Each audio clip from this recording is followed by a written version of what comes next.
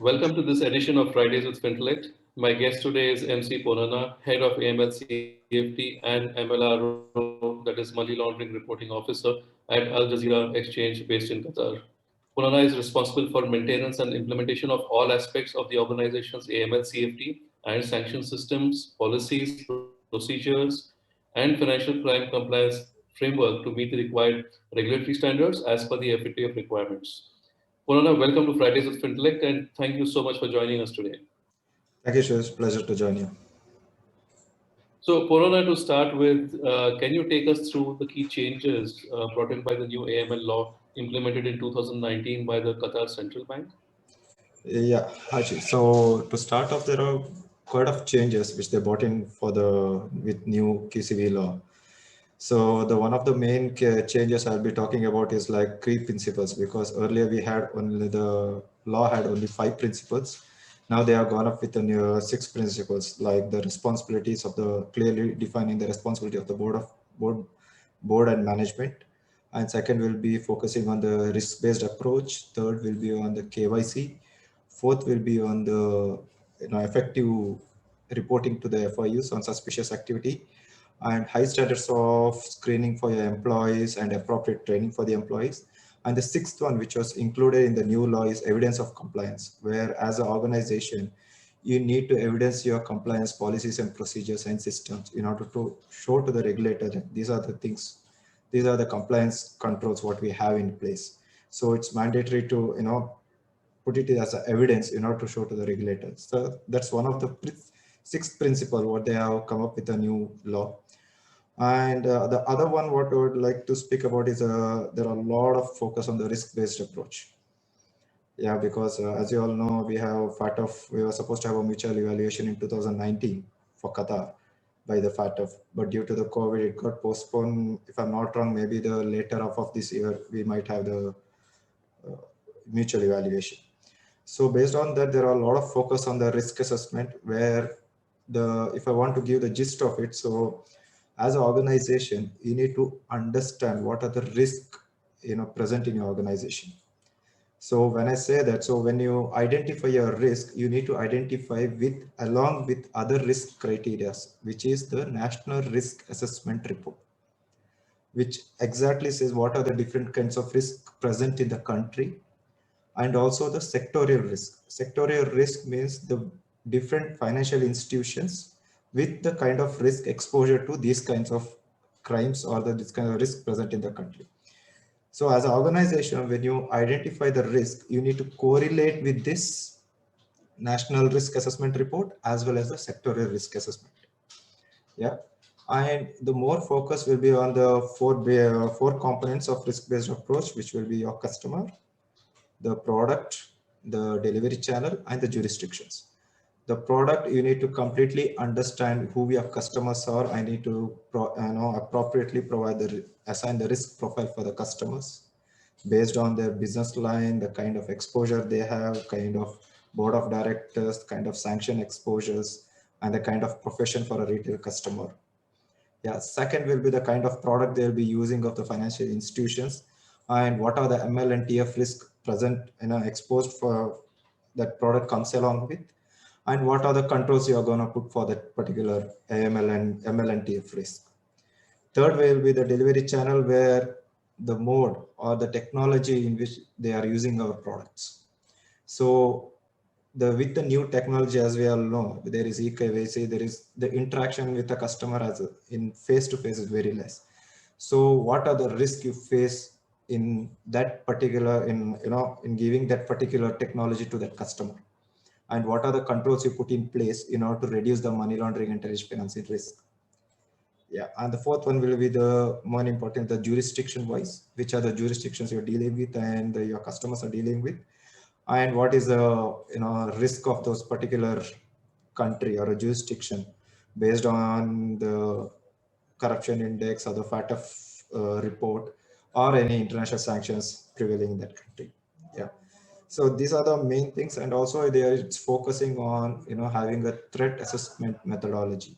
When I say the threat assessment methodology, where we need to assess the risk of an organization on a whole, including the kind of exposure you have with the kind of business you have, the kind of people you deal with, or the kind of customers you're dealing with. And at least once in a year, we need to have a assessment of our organization in order to understand as an organization where we stand in terms of are we in a high risk, medium risk, and low risk. And the last part, most important one, you need to exhibit these things to the regulator. Like, how are you managing the risk? Yes, we are in business, and when we say business, there is a risk. There is no business without risk. So how are we handling this risk, and to what extent you can take this risk as an organization? So these are the main key aspects of the new law. And one more thing is there are a lot of focus on the PEPs. There are a lot of focus on the local PEPs and the foreign PEPs, and there are a lot of guidance or circulars based on how you need to deal with your local PEPs and how you should monitor the PEPs internationally and locally. So that's pretty much the new law, and also there is a changes in retention period and everything. The small changes, but these are the major ones which I spoke now. So these are the major ones which they have brought it in the new law. Right. Thanks, Ponnanna. So coming to something which is hot these days, cryptocurrencies. What is the current stand on cryptocurrencies in Qatar, and what is your opinion? Maybe your personal opinion. Should governments impose a complete ban, or should they regulate the sector? Yeah. So here in the currently it's not it's banned in Qatar. Yeah, the cryptocurrencies are not allowed in this economy. So if you ask me as a personal thing, so let's say as an investor, if I have to say, it's one of the lucrative investments where your investments are going up by say 10%, 15%, or 20% in a month or in the span of 3 months. Okay, as a individual, I would like to invest on cryptocurrency provided my jurisdictions allows that, and with a bit of a small bit of doubt where will I get my money back? That's a one thing. Yeah. So coming to the regulatory perspective, yeah, as a regulator, there are many reasons why the major economies are not, going with cryptocurrency. That's because when they assess the national risk assessment or the national risk assessment report, the kind of risk which they present in the country, that will not, favor them or encourage them to implement this cryptocurrency in their economy. Yeah, that's because this is, as we all know, this is a decentralized registry, and there is no control on the, I would say, no regulatory control on this kinds of currency. As a regulator, if you're not able to supervise or regulate these cryptocurrencies or the exchange providers or the exchanges which are involved in providing cryptocurrencies, so it will be very difficult for the economy or a regulator to give a green signal to the cryptocurrency in the country. Because if you see the current trends, if you go to the dark web, what we call, where most of the fundings will happen for the terrorist organization or any illegal activity, the more, if I'm not wrong, 80% of the payments are happening through the bitcoins. Yeah. So this is one of the reason where, and there is another fear with the regulators that the customers will lose their money because there is no control on how it works. And there is, if I'm not wrong, there is no criteria how the prices are fluctuating. As far as I am known, I don't know how the prices are fluctuating, on what basis. Yeah. And that's what I feel is that one of the main reasons is because this can be easily used by all the fraudsters and the funding people who funds for the illegal activity or the extreme groups. And these are widely used in the dark webs, what we call. Yeah. And another thing is there is no effective controls on this cryptocurrencies or with the exchanges. But there are some countries who have implemented it. There are well-developed economies who are gone with it. But only time will tell us how it's gonna give the results to us.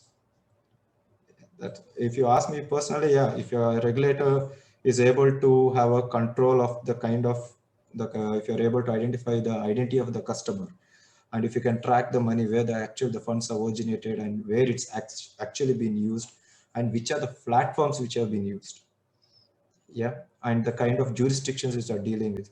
If you are able to have these controls as an exchange house or with the or a financial institution or as a regulator, if you can supervise these kinds of thing, then I think we can go ahead and implement it. But right now, the kind of risk it depends upon the economy or the regulator again, the kind of risk which presents in that particular country. Yeah, that's pretty. Great. Um, so, coming specifically to currency exchange houses, what would you say are the AML CFT risks that are linked specifically to currency exchanges? And what would you say has been the impact of COVID-19 on your operations? Has that created any additional challenges for you as an MLRO? Yeah, so if I say COVID, so I'll start off with the COVID. So that will give us the major risk what we have faced during the this COVID duration which we have faced. So to start off, there is a enormous change in the behavior of the customer. Yeah, let's say a trading company which was dealing with construction materials or with importing and exporting of the construction materials, due to the loss or due to the stock, because there were no workers to work in the construction sites, the kind of jurisdiction we operate, there are a lot of cater our business to a lot of construction entities. So suddenly they shifted their imports to the medical supplies, because there is no demand for the construction materials because there is no construction happening. So there is a sudden change in their behavior which triggered a lot of cases for us, because there is a sudden change in the behavior of the customer and the kind of jurisdictions we're dealing with and kind of companies they're dealing with, which was entirely new for this particular profile when we check for the previous historical behavior. So this one of the changes what we have found. And we have seen, especially with the retail customers, where a traditional customer, when I say a traditional customer, the persons who are more, the age is more than 40 or 50 years, where they predominantly believe in traditional financial system, where they want to visit the branch and, initiate a transfer or anything. Yeah. But during these phases, even these customers started using our apps. They shifted to our online platforms. So as an organization, we had to be on a top notch to ensure that the identity, we are very sure of the verification of the identity of the customers, because the customers are onboarded within the app, and we had to ensure that the eKYC is on top notch to ensure that we are not missing out on any gaps, or we don't identify any gaps in onboarding of the customers. That's one thing what we find. If I had to say, this will be the future, because if you ask me, as an individual, if I want to buy something, I would not, in current situation, I'll not take my car from my garage and go to a mall and buy what I need. I just sit at home and go into any e-commerce websites and I'll order what I want. It's the same thing applies to our customers. So as a bank or as a financial institutions, we need to ensure that we need to give you know, the new technology to the customer, where the ease of doing business is very high. Yeah. But one thing what we have to understand is, like, the moment you increase your technology, the risk also goes up with that. So as a compliance, we should not stop the business. Yeah, we should always support the business with the controls. And also we need to understand with this particular technology to what extent we can take a risk, I would say. Yeah. So it's very important for a compliance to understand that we are here to support the business and not to stop the business. That's one important thing, because we are here to make profit. Yeah, we here to make profit and to ensure that we make profit within the rules and regulations, implemented by the country. So that's one of the things which I want to tell. And other things what we change, there is a lot of the kind of STRs we find. So there is a lot of frauds what we are, they're coming up during this COVID season, because what I see is, like, there are a lot of organizations, or I would say the lot of fraudsters who are reaching out to the people through emails and SMS as saying that we are from WHO or the government entities, and asking for the personal informations, yeah, and asking them to transfer funds for the future vaccinations. Yeah, and if you see there is a set of the people who works as a industrial laborers or industrial sector. Yeah, these people are actually sent some money for this kind of a thing, where they thought that okay, we need to pay to the government for their the mask or for the gloves or for the future vaccination. So they ended up sending a lot of funds, which which was pretty evident. Yeah, and also if you see, there is also a lot of charity houses coming up in the online field, where they reach out to the customer or the people saying that we are for the international charity houses or we are affiliated with WHO, and we are helping the people affected with COVID, in especially with the the below par economies, where they are helping with people, and they are posting the videos and photos with in online platforms. So this also made people to remit a lot of funds, and they realize that at the end of the day they realize it's not, the money is not going anyway. Yeah, this is one of the frauds which are coming, and especially with the companies, there are a lot of companies which came, new companies I would say rather, were come up with as a medical supply companies, where it's stating that we are well versed in supplying the medical equipments, which is the mask, gloves, or ventilators. And a lot of companies, in order to, as I said before, there are a lot of companies who change the business line easily in order to import these medical supplies, and they ended up paying a lot of fraud companies, where they eventually either they received counterfeit goods or the goods are never arrived at the port. Yeah, and also this is one of, and another one what I would say is like, so the extremist groups or the terrorist organization, they're also started coming up with a charity organization stating that we're going to help the human crisis, or the crisis what the country is facing, and the people knowingly or unknowingly, they would remit the funds to these organizations. Yeah, these are the major frauds, and there are a lot of phishing emails which is coming into the people's email account, or they're receiving as SMS stating that we are from government, we are from WHO, and these are the information you need to provide, and these are the this is the sum which you need to deposit to our account, which will be a fraudster account in some country, or which will be located in some high risk countries or with tax havens. So these are the main, what I'd say, the frauds which we encountered during this period, and these are the cases which we're dealing with. Right. Thanks, Ponnanna. So, given your experience of working with various AML compliance technologies during your career, can you highlight some of the latest trends in technology implementation in the area of AML CFT compliance? Yeah, sure. So I would start. I would like to say, especially the tier one banks of the world. Yeah, the kind of data what they have is humongous. It runs into millions and billions. The kind of data they have. Yeah, and you're catering to such a large client base around the globe, and if you're still following the traditional method of compliance, that will not serve the purpose. That's for sure. Because let's say I'll just give, so now that's the reason this AI, artificial intelligence and machine learning has come into the place. Yeah. So there are a lot of areas in compliance where this has been implemented, but I would pick transaction monitoring as a specific one to just to give you an example how it works. So in an normal scenario, let's say more than 92 up to 92% of your TM alerts are false positives. Yeah, so you can just imagine a time what we invest on that.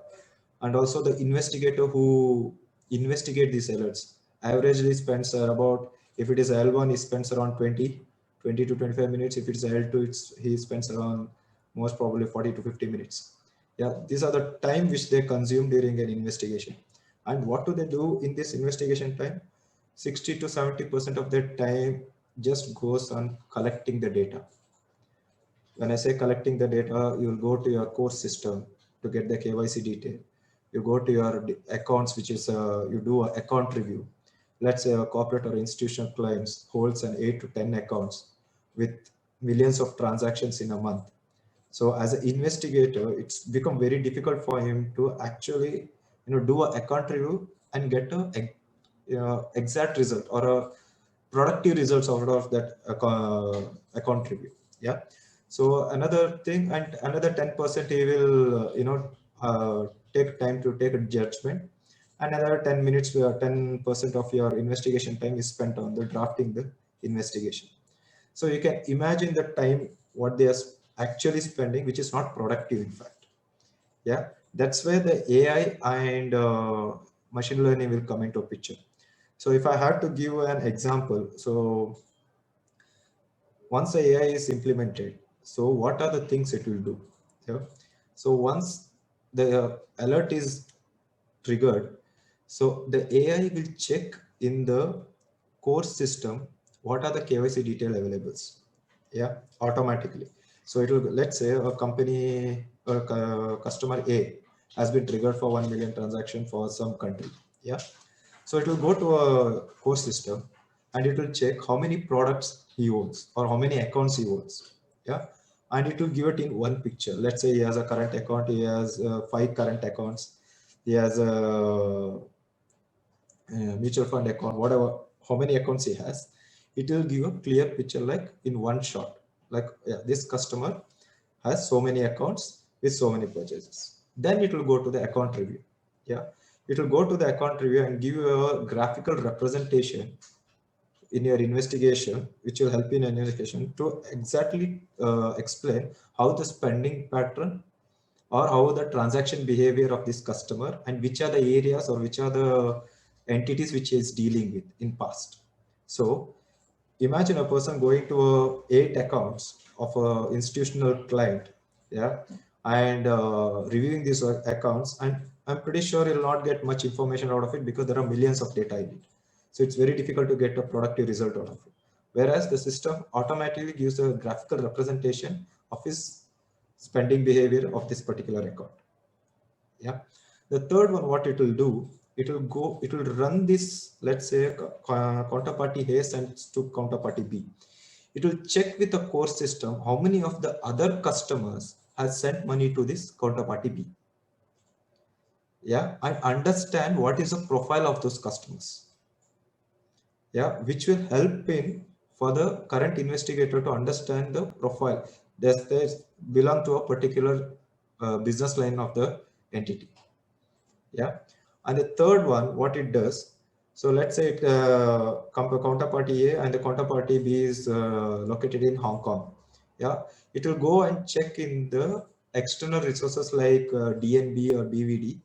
What is this entity is all about? Yeah, what is the business line of the entity, and who are the shareholders? Yeah, and check whether the directors of the counterparty A is also the directors in counterparty B, or counterparty B is just a subsidiary. It is held by another parent company. So what this AI will do, it will go to the search engine and get all these details of all the customers and how the customers are held by the different different parent companies, and is this companies are interrelated by their ownership structure. So it will clearly tell. So let's say if it is let's say it's the same company, let's say the counterparty is let's say the ultimate beneficial owner is also the owner of the ultimate parent entity of the counterparty B. Yeah, so it will already gives you a picture. As an investigator, if I open that alert, these are all the information is already present there. So as an investigator, I don't have to go to the external search engines or to my core systems to understand what's the line of business of the originator and the beneficiary, and who are the people associated with that, and what is the pattern, historical transactions of that particular customer, and what is the customer profile, KYC profile of the my customer. Correct. So these are the information which is already provided by the AI even before I start my investigation. Yeah. So, and also it will go to the negative search engines with world check and other data available in public domains, and it will give that results as well. So as an investigator, I need to take these results. It will provide you in a pictorial, in a investigation report, where as an investigator, I need to sit and decide whether I need to close the alert or escalate the alert. So you can imagine the time what it saves. So, and also even before triggering an alert, it also will check what is the line of business. If it is the same line of business, let's say the importer of palm oil is importing palm oil from a palm oil manufacturer. Yeah. So that makes sense. Even though it has gone to a high risk country, so that particular scenario will not be breached. Also, it will look into the other peer group, how the transactions are. And if they see it's a similar line of business and it's the historical behavior also shows that they have the business relationship. So it will stop the alert then and there instead of triggering a false alert. Yeah. So if you have to do this, all this manually with the millions of data, I doubt it will take, hours together in order to, what I would say, the investigate these kinds of alerts. And what I would suggest is also that as a compliance, it's fair, it's better to have a fair bit of idea about the technological, the backend logics, the algorithms, how they work, because it's usually help you to implement all these things as a compliance. Right. Excellent. So, Purnana, my last question for you, while we're on this technology topic in compliance, what would you say are some of the factors that banks or FIs, especially smaller institutions, what should they consider when they choose to implement a new technology? Do you have any tips for them? Yeah, so let's say as an organization, we have decided to go with a new technology. Yeah, the first thing as a compliance, I would be very keen on, will my existing data will be migrated to the new system without any data loss? That's the one important thing what I have to look at. If I say I bought a new technology and my data is not migrated there, my existing data, so there is no point in, implementing this new technology. Yeah. The second part, what I would say is like, as a compliance, we need to know what's my expectations are. What am I actually, looking at, or what are the actual results, what I want to get it from the new technology. So when you have a clear idea about be it KYC onboarding or name screening, sanctions, transaction monitoring or risk profile of the customers or risk assessment. So I need to, as a compliance, we need to ensure that what we want, so that it's clearly articulated and communicated to the vendors or with the software suppliers, where it's clearly written and understood even by the vendor as well as the organization. So there will be no gaps in the future. There will be no miscommunications in the future. Yeah. The third part, what I would do is like have proper, extensive UAT testings. Yeah, we can understand that at UAT you will not get 100% expected results. But what I would suggest is like at least up to 80%, the most critical ones. We need to test it and we need to reduce our gaps as much as possible from the expected lengths. Yeah. So because we understand that as a compliance, we have regulatory pressure, deadline timelines. Yeah. So which is where we have to implement a lot of new technology with a short period of a constrained period of time. So, but I would recommend that we need to do a UAT testing rigorously, especially with the critical assets. Yeah. And good to be there options can be done after a later once we go live. Yeah. So we need Right. to reduce the gap as much as possible during the UAT testings. Yeah. And I would say continuous monitoring of the newly implemented software for a period of 6 months by the governance team or any testing teams to ensure that all the logics or all the algorithms or the workflow are working correctly. Yeah, and these are documented, and and these should be all your procedures, all your migration documents has to be saved. Yeah, and in order to show to the regulator where, and also it's very important to show to the regulator as a compliance where you understand the system, understand the workflow, and clearly explain how the data comes in and how the data are put into the system and how the logics works there, and it should be documented. So these are the key points which as a compliance I would recommend that has to be there when you're implementing a new technology or a new software. Right. Thank you so much, Ponnanna, for these inputs, and thanks so much for joining us today on this session. It was indeed a pleasure having you. Thank you. Pleasure to meet you as well. And good luck with all your work, what you're doing. Thanks. Thanks.